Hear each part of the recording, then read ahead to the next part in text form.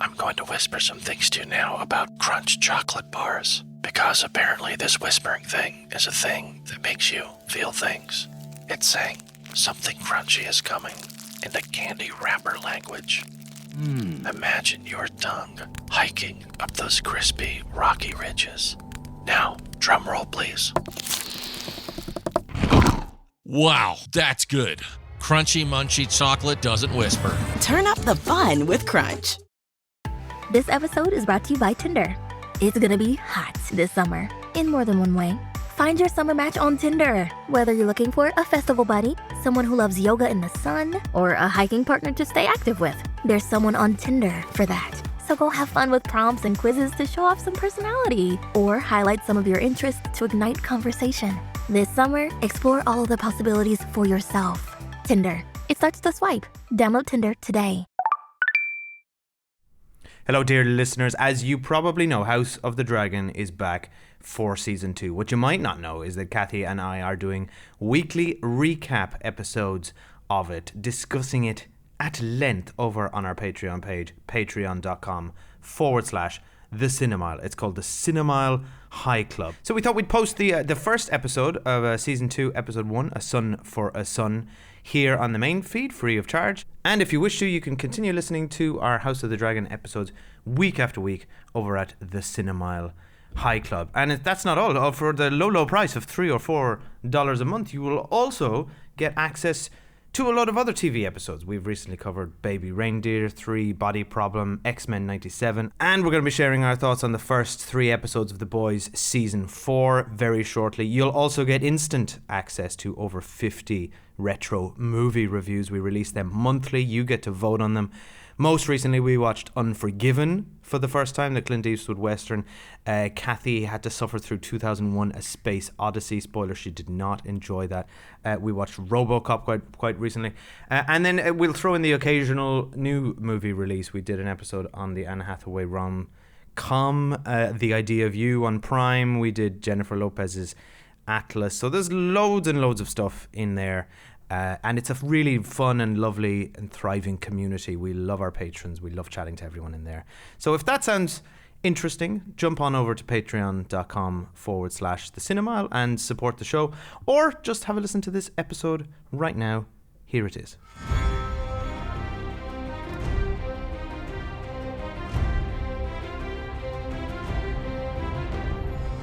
Hello, patrons. Hello. It's us, and we are here to talk about House of the Dragon Season 2. For all the new people here, welcome. How this works is, this is a spoiler zone, full of spoilers. So if you have not seen House of the Dragon Season 2, Episode 1, A Son for a Son, go watch it. You can pause this, and then return here, and then we will discuss it at length. And we're going to be doing that weekly, week after week. And we will be chatting to you guys in the comments. We've set up a spoiler thread for this, and we're going to read out some of the comments, but Kathy is not ready because she's supposed to be doing this. She doesn't have her phone in front of her. Oh, right, and sorry. Yes, thank you. So you bring that up. This was your job. You had one job. I did the entire structure of this episode, did all the notes. All you had to do was read out a couple of comments from our brand new House of the Dragon spoiler thread, which is in the community section. Yeah. So head there if you haven't already. Get in there and chat with us. We have to say that our Patreon was actually built on the back of Game of Thrones. Thanks, lads. Because we launched it with the second last season of Game of Thrones. Yeah. So we know what you guys are here to listen to. The two most popular seasons of Game of Thrones. So some of the comments are here, but we don't have that many through yet because the episode kind of only just aired. Calvin said, I'm excited to spend time with the actors again. The casting people did a phenomenal job with season 1, particularly Emma and Matt. I totally agree on that. Laura said, I'm so excited to get back and just talk to all you folks about it, which is fun. All the patrons are loving talking to each other. Tobias Hansen's immediate reaction was, so Helena is like the weather forecaster. Spoilers again here for everyone. Spoiler warning. So Helena is like a weather forecaster that no one likes or listens to. Why don't they listen to her? But I was reading an interview with the showrunners actually, and they were talking about that in her rats comment, and they said that she herself she gets visions. Oh, she doesn't know what it means. She doesn't know what it means. Oh, right. So she won't have actually known what that meant. She needs someone to interpret. Yeah. Adam Mara said, who else could hardly remember anything because they didn't watch a recap? My poor partner had to put up with, who's that? I thought the Targaryens were all blonde. Where is this? Why was there no recap? Yeah, apparently then in America they showed like a very brief episode 1 recap. We just went and watched like a 10-minute one on HBO YouTube channel. Yes, HBO have an official one up, or there are a variety of ones on YouTube that very helpful YouTubers have put together. Yeah, but I agree, you need that. If you haven't done it already, go and watch one of them. Superfan, Game of Thrones superfan Kate Brony actually says earlier on that she said earlier on that she had actually just rewatched season 1 in preparation, and now she says, does anyone else feel like they need to rewatch these episodes twice to fully understand what's going on? She says she's too excited on first watch to fully observe. No, you don't have to do that. All you have to do is come here for the weekly Cinemile House of the Dragon chat, because we're gonna go through everything in detail, and of course we have the full weight of the knowledge of the Game of Thrones lore and book not behind us, because we haven't read any of those things, but we're big fans of the show. We love watching it and we do our research, so here we go. We're just like normal viewers who watch recaps of previous seasons before the next, as opposed to like the real hardcore podcast where we're just a couple of average Joes here, watching House of the Dragon with the rest of you guys. But here we go. We're gonna split our episode recaps into 2 parts, the blacks and the greens. So let's start with the blacks. That's Camp Rhaenyra. Which team are you on? Me personally? Yeah. Right now it's the blacks. Same. It's got to be the blacks. The greens are just really despicable across the board. They're horrible. I don't like any of them. Yeah. That's it. But actually, I don't particularly like the blacks either. But like, you feel like there's nobody really to like. Like Rhaenyra is owed the throne, and what happened at the end of the last season was so despicable. With her son being murdered, and then we kind of enter this season with her kind of in peak grieving period, and I think it's setting us up to be on her side, but I feel like it always has. But then the problem is Daemon is quite evil as the partner / uncle. But you kind of root for them sometimes as well. I mean, they're all awful people. I think the show has set them up as our protagonists a bit. Kind of, although I gotta say, I mean, I'm not really liking Alicent at all so far, but certainly in the first half of season 1, I was very sympathetic towards Alicent. I was as well. And occasionally I do see her point of view. But let's go to the very beginning of this episode. So we see an eagle, or probably a raven, it's probably a raven, delivering a message, flying across some beautiful scenery. We're finally back into the north. An area which was largely absent in season 1. So we see Winterfell. There he is. We hear some voiceover from Lord Cregan Stark, played by Tom Taylor. He is Ned Stark's ancestor, and we see some lads pulling stones out of a bag.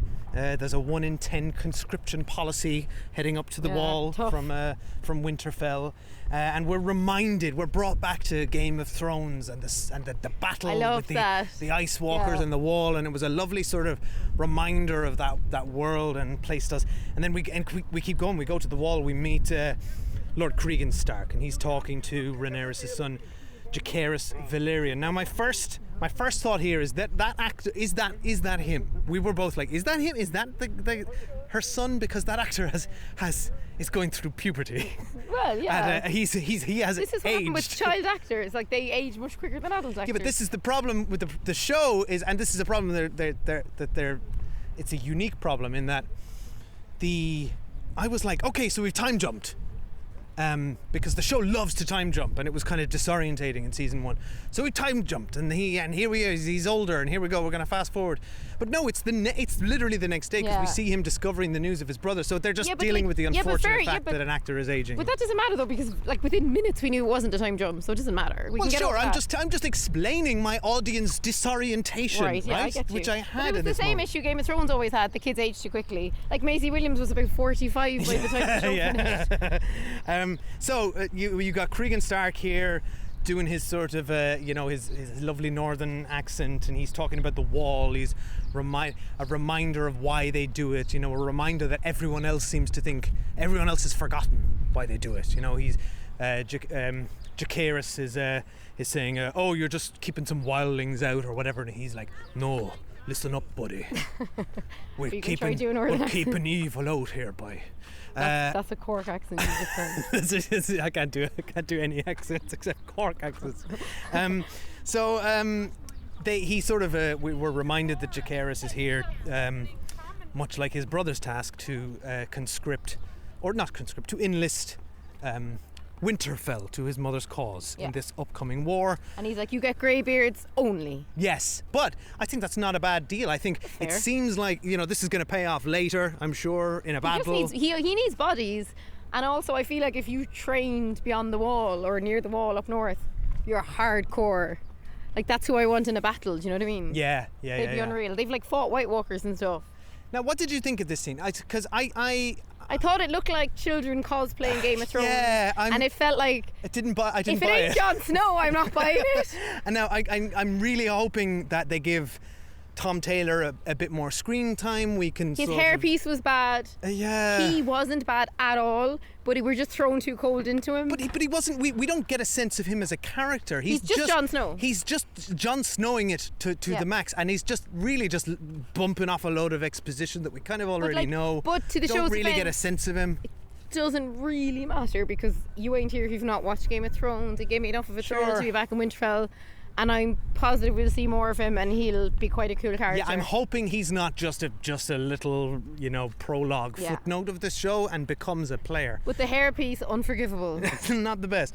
Right, so let's head over to Corlys Valerian now. So he's walking around in his walking stick. He's got his awesome white dreadlocks, and he's Oh, I talking love to him. another new character. He's a guy repairing his ship. We get the sense that their war is still ongoing, which featured heavily in the official HBO recap of season 1 with the crab feeder. Yeah, the crab Right, feeder got way too much airtime. We're This like, war is still Yeah. going on. the crab feeder got too much airtime in the recap, which makes me suspicious. So we But what's to we come? see his ship. That's still happening. It's still a key sort of area that the ship is under repair. This key ship, and we get this. This is the lad that saved Corlys when he was thrown overboard. I'm a little bit sketchy on the details on this. Please jump into the chat and remind us what the hell happened here. But this is really nothing happens here of substance. This is introducing a new character. It was just what happened last season was it was Damon's opportunity to prove he was a badass, which he That's was. true, and him and Corlys went in and blew the hell out of the crab feeders and won the battle. So I feel like this guy is going to be important.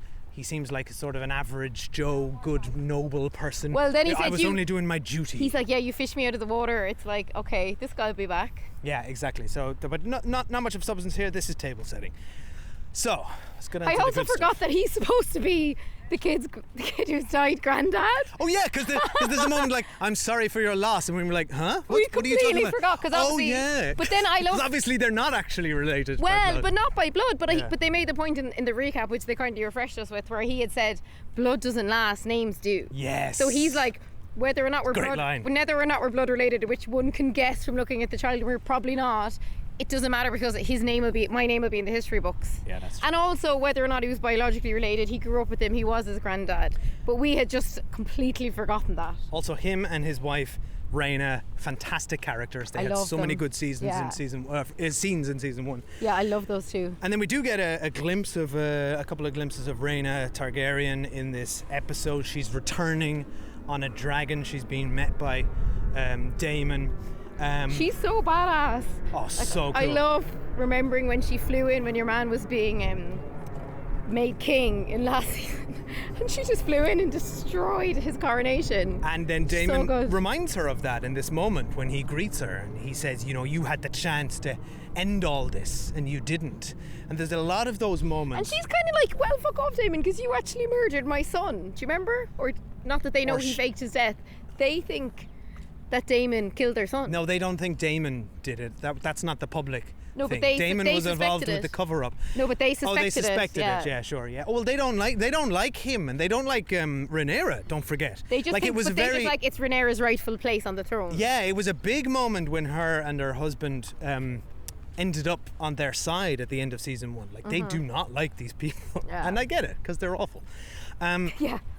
And It's like you murdered my son so you could date your own niece. Doesn't add up to like a great character, you know. And I can see why nobody would like Daemon either. So Rhaena and Daemon have this kind of standoff about that. It's very touch and go.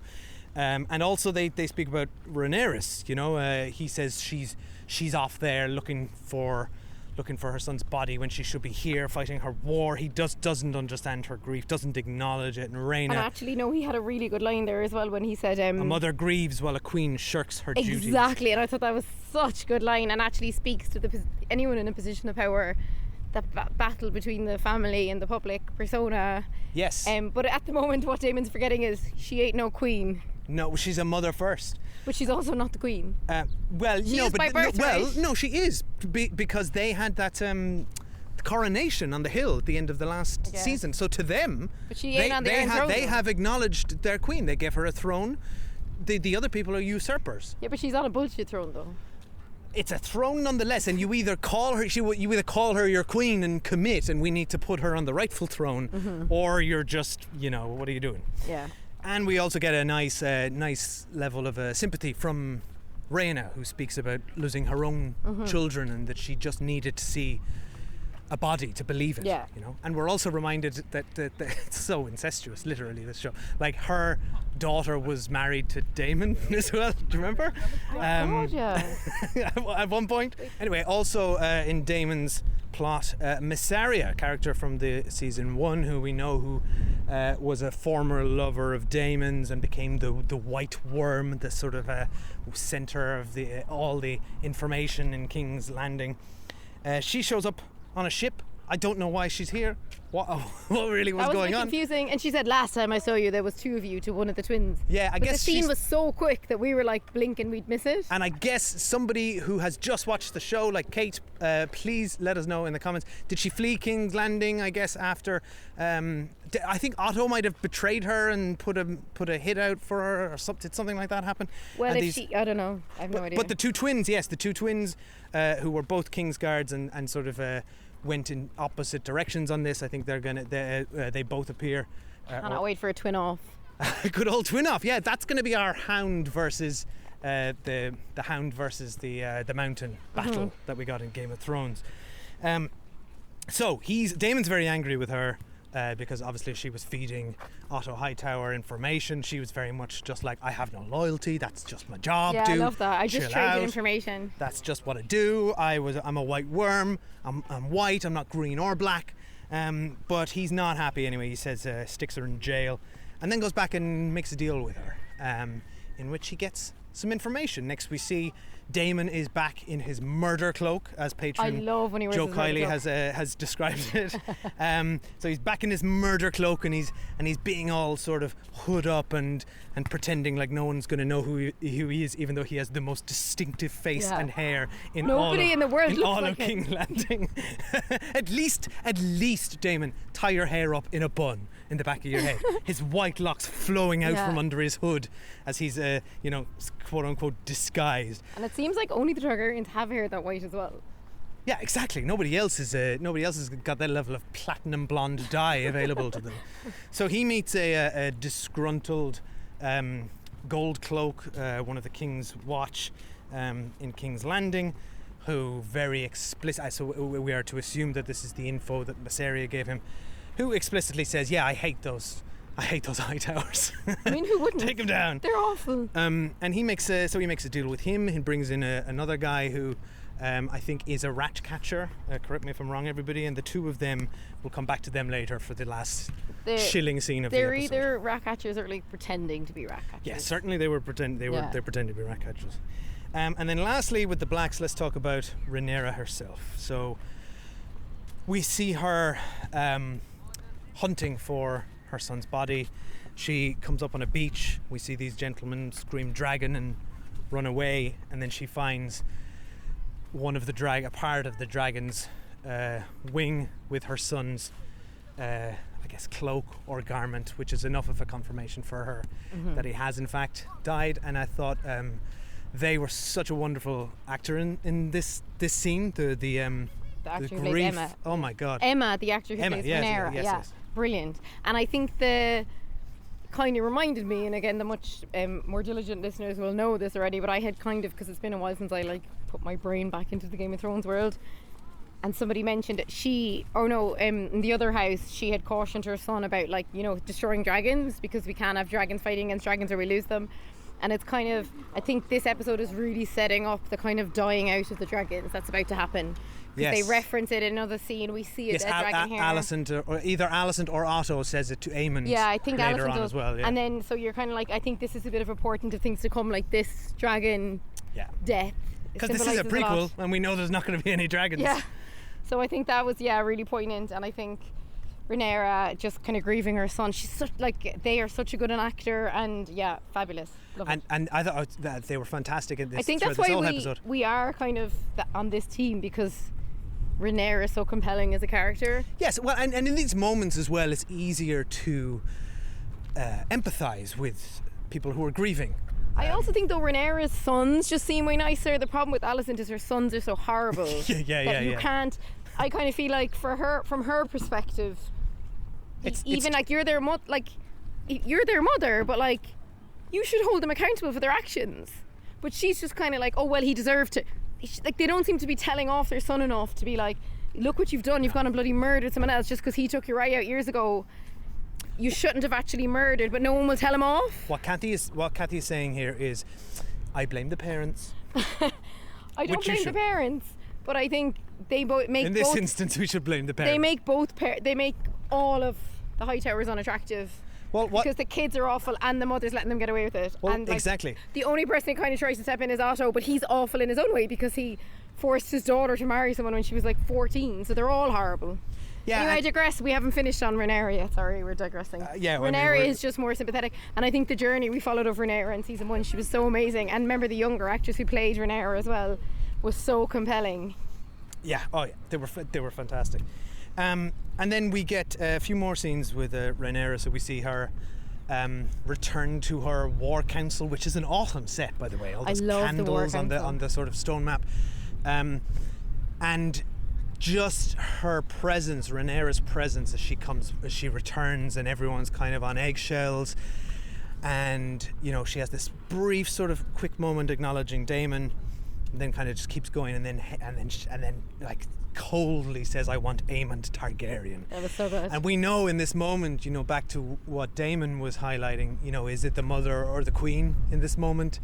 It's the mother, and this is the other probably. I think this is both though, because they're also at war with their family. So yeah, perhaps, but I mean, if she was just thinking as a queen, is this the best, most tactical thing to do in a war, to seek out the head of one individual for vengeance? I don't think so, and we'll get to it at the end of the episode. The fallout from this is going to be huge. It's hard to tell though, because I mean, already there are two families at war with each other.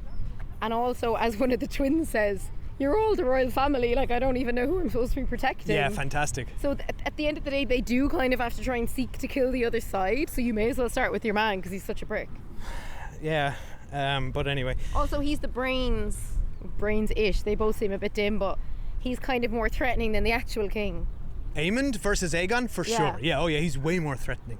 Right, then we get another scene with Rhaenyra as her son. I thought this was a lovely scene when her son Jacaerys returns from Winterfell, and he is just so sad. He's stoically trying to deliver this news to his queen, that he's managed to recruit these greybeards. He's supposed to be 8 years old, but somehow looks 18. I know, yeah, what age is he supposed to be? But anyway, I thought this was really touching, and then she just basically hugs him and gives him permission to grieve, and the two of them are because Daemon just doesn't really care. Like, that's the thing about Daemon. Oh no, she's not Daemon going to get is any empathy from all him. business. Yeah. So she gets it from their son. They are the two that share this grief. Because they have another most. kid. She has another kid with the same brother, but he's like a baby. He doesn't really understand. Yeah, I forgot about him. There's so many bloody kids in this show to keep track of. And that is pretty much everything, correct me if I'm wrong, Kathy, that happens on the Blacks. The other thing is of note in the scene where Daemon is giving the instructions to the two lads, his murderous instructions. One of them says, "What do we do if we can't get him?" And then the camera cuts away from Daemon, and that's deliberate on the show's part, because apparently in the book, Daemon's like, kill any of them. Doesn't have to specifically be this thing. But in the TV show, they cut away. Oh, so they want to make it a bit more ambiguous. And you're not quite sure of Daemon's motives here. Well, he could have said it. Let's talk about it in the end, because from Yeah, we'll talk about it later because I'd like to discuss the potential fallout of the final scene of this show. And all that analysis about the final scene, the Hollywood Reporter did a really interesting interview with the showrunners, that if you want to read more about it and the decisions around, because from the book of this is just text with just details of historical events. Yeah. So it's there. Showrunners have that kind of fun job of getting to really flesh it out. Yeah, which I think is an easier positive task, I would imagine, from an adaptation. They don't have to adapt everything exactly as it is in the book. You have a bit more room in the original book. And you're also not disappointing fans of the book, potentially, if it's not exactly as people imagine, because there's a lot more room for interpretation. Actually, there is one final scene we forgot to mention, the very touching funeral scene. Yeah, that was nice. With Rhaenyra and her sons and Daemon. And I thought, I don't know, was that shot on location or in the volume or whatever, but it looked very good. Yeah, it did. And then that was intercut. I thought this was a great bit of editing. Intercut with Alicent lighting candles. It was, and she said the son's name. And then she says the son's name. Like, Alicent isn't happy that they've killed that boy. No, exactly. And I think this is a touching reminder of the history that we experienced of these two characters, that they were childhood friends, that all this war is ultimately quite pointless, that they share each other's sympathies, and it's going to make it even more. Like, their kids are related, they're all cousins. Which Aemond, I think it's Aemond says, she shouldn't be friends with our enemy or something like that. Yeah. Right? I think it's him who says that.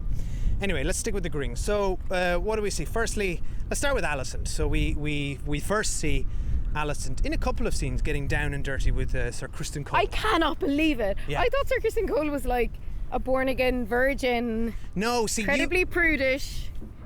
But you are thinking of the old Criston Cole.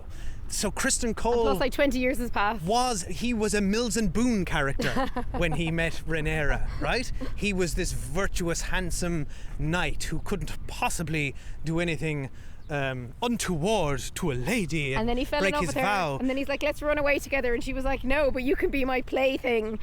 And he was enraged. He's never gotten over that. Again, justifiably so in that moment. Nothing he does after that is justifiable.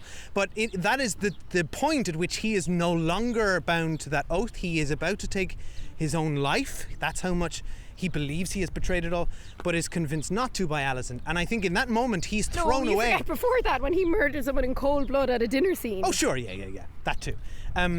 But so to answer your question, Kathy, the vows that you think he is they were already breached. Well, they were he's left it all behind. He has become a character, much like Darth Vader, who is twisted and evil. I also think he is powered by spite and hate. He's my most loathed character in the whole thing. I hate him. But I think he wouldn't have done it with Alicent if the king had still been alive, though. Maybe not. I feel like he wouldn't have. But he also... we must stop doing this. But also, do you get the sense... I get the sense from Criston Cole in these moments, particularly in this first scene where he's going down on her.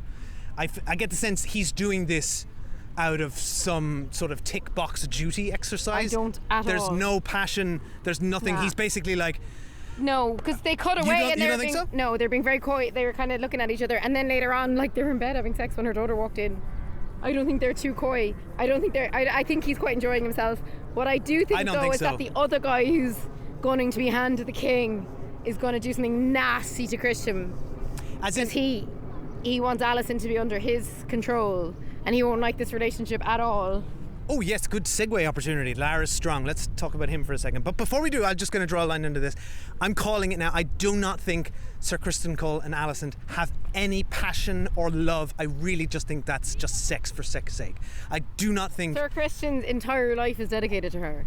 Yes, but it's dedicated to killing Rhaenyra. He has thrown his lot in with them. He's 100% in. But I'm telling you, I do not believe he is capable of love, passion, any of those things. He's so cold. This is cold tick boxing sex. I don't know. We'll find out. That's what I think. I think he's obsessed with her and in love with her.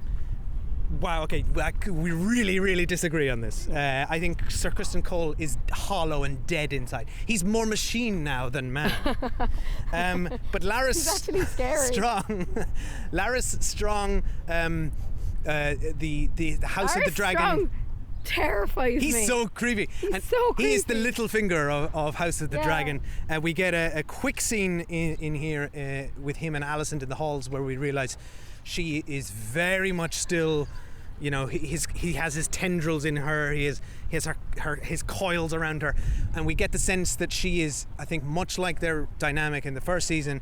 She is very wary, She's not into it. cautious of Remember him. when she had to like show him her feet? And Oh, it was yeah. so creepy. Awful. That's what I mean. I said Sir Christian's obsessed with her. This guy's really obsessed. He was like, when he said, your handmaiden said you were indisposed. Like, yeah. like, he's pointing to her. He's indicating to her. He knows exactly what's going on. or he's got a very good guess about what's going on anyway. Yeah, and it's not like she's discreet about it She doesn't anyway. deny it. Like She they don't just- even lock the door. I know, yeah, that was outrageous. The fact that the daughter just ran in and there was no one to be like, oh, the queen's indisposed. I know, yeah, nobody. They got nothing set up. So we also hear from him critically that he has gone through all of the staff and removed anyone who they believe to be loyal to Rhaenyra, which is, I think, But then she seems very unhappy with her handmaidens because she kicks them out of the room when she's in her bath. yeah, the reason for that is that he says, don't worry, I've replaced them all with my own people. So that's the reason she doesn't want she doesn't want anything to do with this guy, but she's too far into bed with him now, and he's got too much dirt on her. That's exactly what he's indicating Well, when he also says. she needs him because I think now that her husband she is the does king need him. anymore, she's kind of and her son's kind of mad, and she says her son's not listening to her. Yeah. She's lost a bit of power, so she needs somebody like him. And he has an incredible amount of influence, which he is exerting, as we see later, when he pulls King Aegon onto a balcony and is basically like, that granddad getting in your way? I love that though because I hate the granddad, so I want him usurped, but at the same time I'm like, wait, this guy's way worse. My favorite thing about that scene was like he was like to Aegon, he was like, you know, do you really want to be so easily manipulated by that grandfather of yours? You know, your father was so easily manipulated. He was so pliable. You're your own man. You should do whatever you want. Don't let anyone tell you what to do. But listen, I'll tell you what to do if you like. We saw that with the exactly same plot in The Boys with the Deep just this week. Yes. Where someone By the says way, to The Boys is back. We're going to do a spoiler Yeah, special we'll on be that doing as spoiler well. special, and she goes, because that's great. don't let someone talk to you like that. You're way too clever to be talked to like that. And he's like, Yeah, I yeah. am clever, thank you. That's such a good show. Okay. So Alicent, we also get one more scene with Alicent where with her father Otto in her private chambers. Also, I hate the character. Love Rhys Evans in it. He's so good. He's nearly the best thing in the show. And He just looks so worn down and like life's really come at him, you know. He looks way more tired than he did in season 1 for sure. And he says she calls him out on undermining him in the High Council meeting, which we'll talk about in a minute. She says, if you undermine my voice, the boys will grow deaf to it. And basically Fair. the two of them are trying to figure out how better to get a grip on Aegon and Aemond, who they are struggling to kind of control. And I think therein lies their problem. By trying to get more of a grip and more of a control and not letting him think that he's in control, they're alienating him. Exactly. It's also like you reap what you sow. You knew your son was a little fucking prick. Well, and we see And you know what he's like, and you've still put him on the throne thinking you can control him, but you can't now. He's the king. Well, exactly. We see Sir Larys Strong manipulating him in a far more subtle and effective way, where he's massaging his ego. Because right? they've just come in too hot. Exactly. Like, the thing is for Otto Hightower to be like, oh, I'm so sage, I have all this advice for you. But, like, of course, it's a young person's job partially to rebel against their own family and be like, Yeah, I don't exactly. need you to tell me what to do. Well, let's talk about him then. King Aegon. So we meet him first in the chamber with his sister wife, Oh my God, Helena. I had genuinely forgotten they were Yeah, me married too. siblings. Yeah. And she gives that very ominous line about all the rats, which had a lot of meanings, I think, throughout this episode. So Larys getting rid of unloyal staff members could relate to Yeah. getting rid of I the thought rats. that's what she meant actually at the time. There is also a very literal rat problem happening, it seems, in King's Landing. A bit on the nose, in which there are many rats, and they have rat catchers walking through the building, which obviously plays a role in the final scene. And then we go to the High Council. And in that scene, of course, we meet little Jaehaerys. And then he accompanies his father to the High Council meeting. And this turns out was ominous foreshadowing as we learn who this character is. This poor little kid who is playing with the crown, the king of what is it? The coin, the master of coins, little ball, whatever that ball is. And he wasn't happy about that. It really demonstrated to us how Aegon as a king is, which is overindulging his child already, completely spoiling his child. So Be clearly immature. some sort of like devoted father, I think. So I think he's gonna fucking lose it in the next episode. They didn't, there's times they'll portray that royalty in these kind of shows don't care that much about their kids. That ain't what's happening here. And then secondly, he was a doting father, much like Viserys was. And also so disrespectful and ignorant towards his staff. Yeah. And also just so kind of facetious about everything and just completely like unpredictable. Naive, do you mean, or? No, he just kind of like, he's just not taking anything too seriously, but then he's completely unpredictable and like he just no time for his mom and his grandfather. Like it's all boiling over in this scene. He's literally a petulant teenager. And the mom is annoyed. Sorry, I just tripped over there. The mom is annoyed that like her other son with the eye patch killed, and she's like, "You shouldn't be at this meeting," and he's like, "Oh, my brother said I can." And the mom's annoyed, and also that the Aegon doesn't seem to be annoyed at all that his brother killed someone when like it was such a stupid thing to do. No, because Alicent was like, we could have done this all peacefully. We get a sense. And it's ruined now. We get a sense of the allegiances in the Greens and this sort of growing rift where Aegon and Aemond seem to be quite close. We also see in a later scene Aemond and Kristen Cole being conspiratorial and making their own plans. I think that's why this table like chamber scene was so good, because it set up so much for the rest of the episode. Yes, exactly. And we also get the sense of I think there's an important moment in this High Council meeting where Alicent is trying to remind everyone of Viserys's sort of wish about this prophecy, that she misinterpreted, that's kind of trying to indicate that they're doing the right thing by this coup. But I feel like that's becoming an increasingly nobody cares about hard prophecy. thing to from an outside perspective. It just looks like a coup. Like because And it her kind of is a husband coup. only said it to Rhaenyra and Daemon, so these crew haven't even heard it. It is the proper exactly, and prophecy. it is literally his word against their And this word. is also the room where she's like, we don't want to kill out the dragons. It's like, nah, dragons will never die out, Mom. Don't worry about it. Yeah, and Aegon and Aemond are just thirsty for blood. Yeah. And he's literally is still just a spoiled teenager. He's like slumping in his chair, like, oh Yeah. God, this granddad.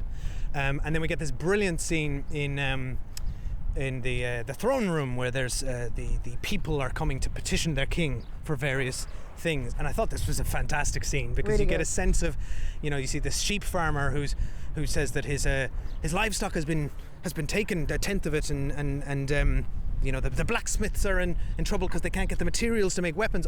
Firstly, I found this awesome to finally get a little bit of a ground level view, which you often Agree, miss yeah. at House of the Dragon and Game of Thrones. Like, how are you actually setting up for the battle? Like, yeah, exactly. What's going on in the background? The practical things you don't even think about, like with war. Like, you just need weapons. So they're trying to build these. We get a glimpse of them. These giant. There's a name for them. These dragon arrows that they fight. We see the other twin up there inspecting the battlements and the and I think this is so good because you see Aegon. We worried about Aegon being such a weaselly little prick in season 1, what sort of a king he would be, and you get a sense he is, I think, genuinely from his heart attempting to be a very benevolent king. Yeah. He's trying to be nice. He wants to please everybody. He actually makes the comment like, we won't forget about the little people. yes, He says a comment like, I'm not going to forget about the importance of the commoners.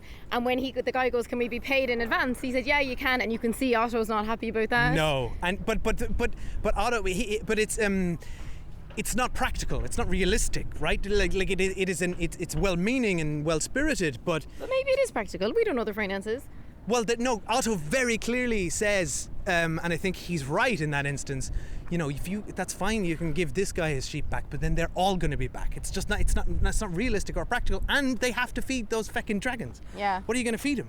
You got to feed them sheep. But I think that was fair enough. But then I think when the other guy said, can you just pay us in advance because we need the money? I think that's fair enough. You pay people for their labour. Yeah. You're going to be away for ages. It's slightly different than the sheep thing where you'd run out of sheep. And also, well, that one seems to have gotten away. That one got out under Otto's nose. Yeah. I think that one is happening. It's hard because I hate Aegon, but I also want Otto to fail badly, so I'm enjoying when Aegon doesn't do it all at once.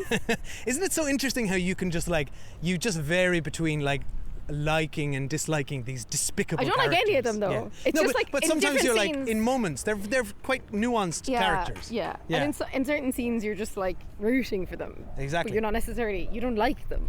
And then the last time we see Aegon is with his, I love his when the rat catchers are sneaking in, they get into the courtroom because the security is apparently appalling shocking. in King's Landing. They're just like wandering around back passages and then open a door and it's like, oh, we're in the throne room. There's the king. He's just hanging out with all his friends, hammered. And I love him and his little entourage. That was so fun. Because if you think about it, if you're like 18, 19 and you become king, that's exactly what you do. You get you're just pissed gonna with hang your out with mates, your friends and you'd complain. sit around and talk shit. Exactly, and you're like, oh no, nobody respects me, man. I love that as the backdrop to the lads going through with the dog and the like rat thing. Oh yeah, and we are going to get to that. We'll finish on that. But one more character to talk about, Aemond.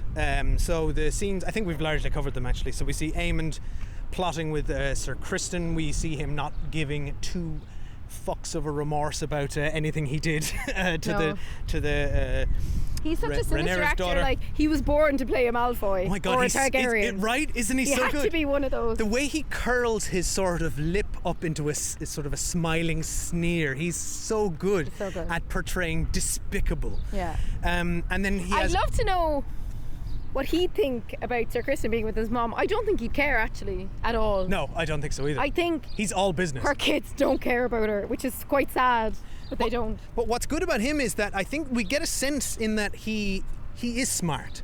I think he's tactical. I think. But he's not as smart as he thinks he is. Correct. Yeah, for sure. Because he's like, oh, I've got all these ideas and they're going around the map together, and Otto comes in, takes one look at the map, knows exactly what they're planning. Yeah, exactly. And it's like there's things you don't know in the background. That being said though, when you're a teenager, you do think you know everything, so you're not going to listen to him. No, exactly. If your granddad comes in and tells you, now listen up, I was the hand for 3 different kings, and you're like, whatever, boring. Yeah. You know, let me get on my dragon and sort shit out.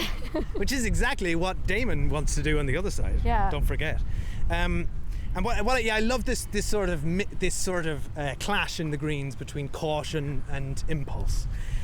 Right. So lastly, these two assassins. So we see them sneaking in to King's to the castle. You know, which this lad that knows better than his own cock in one of the episode's greatest lines. I love that. So ridiculous.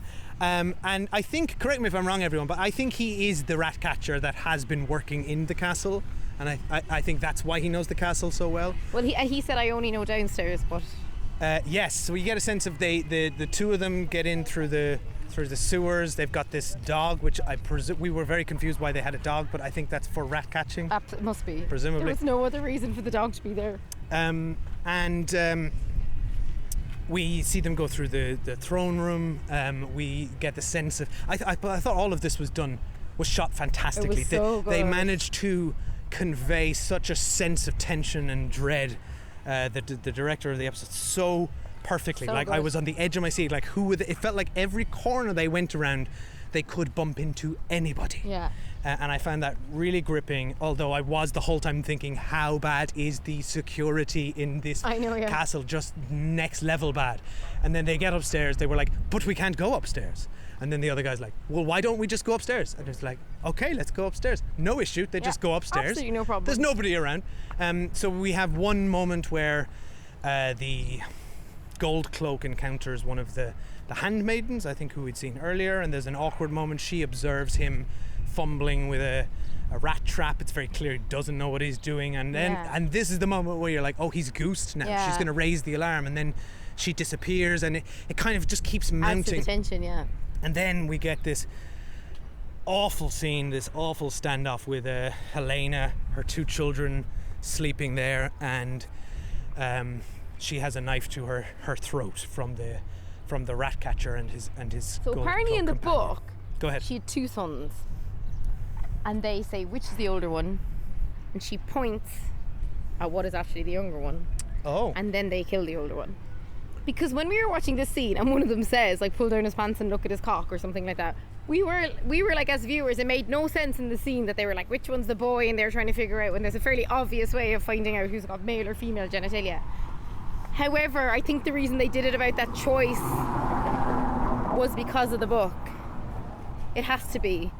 Because otherwise it made no sense, like plot wise. Why was you keeping like, who's the boy, who's the girl, who's the boy, the two characters even acknowledge that. That's what I'm saying. One of them said, why don't we just pull down But then they should have just done it though. So I think it's because that's what happened in the book. So her choice kind of mattered in the book, and she'll forever feel guilty. And I think that's the same thing that's going to happen. She's going to feel guilty now. I think they needed her to have agency in the decision.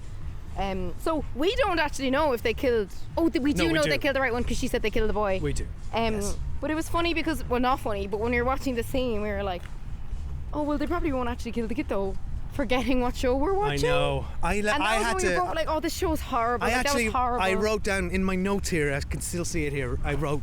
I stood up, I walked away from the telly, and I just wrote nasty fucking show. Yeah, it's horrible. Into my notes, because I'm glad they didn't show us anything, because I wouldn't put it past them. No, but I mean that. Yes, they didn't show it to us, but it's as bad, because you could hear it. They put sound effects horrible, in. yeah. You heard like sawing, and you heard like disgusting. and just that you know it's happening is enough. I found it very, very distressing. A reminder, really, of how horrible and despicable this show is and can be, while also being an incredible bit of drama. I found this episode gripping. It was really good, and like they're straight into it as well, because in season 1 the first few episodes were slow, you know. I think when she ran into the mom's room, then when the mom's in bed with Sir Kristen, it kind of lightened the mood a bit, which just made me laugh. And then she's like, they got the boy, and that was the end of the episode. So good. We do not think that Rhaenyra is in any way, shape or form going to be happy with what's happened. How could she? No, 100%. That's not an eye for an eye. That's a horrific, barbaric killing of a child, whereas what she wanted was vengeance. Exactly. So this is only going to escalate things further. Yeah. It's not an equal. Yes,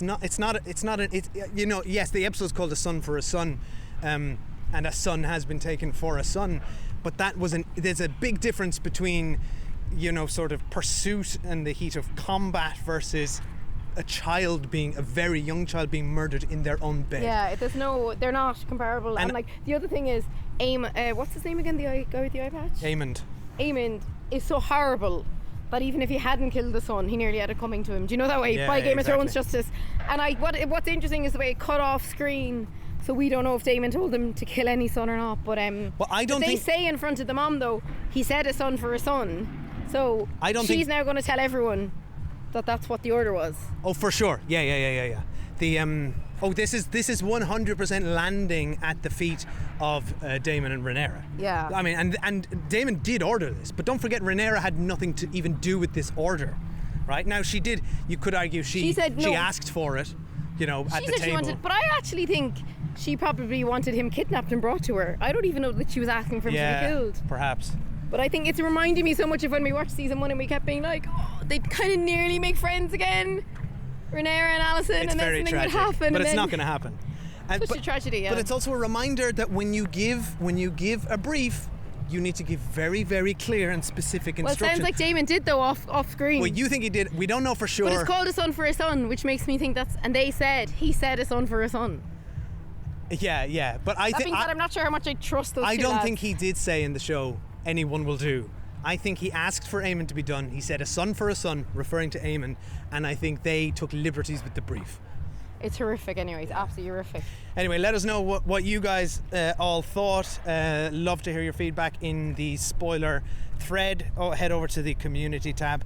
Or if you don't want to do that, you can just DM us or comment under this episode. Yeah, where we publish this in the Patreon. You can just comment under on the main. Just be mindful of spoilers under this post. Keep them somewhat minimal. The spoiler thread is the best place to put detailed spoilers in. But feel free to comment underneath this post with thoughts, little other tidbits, etc. And we are looking forward to doing this weekly. Back. Remember last time we were doing recaps of this at the same time we were doing recaps of The Lord of the Rings? That was too much. Too much. We bit off more than we could chew. Right, bye. Bye.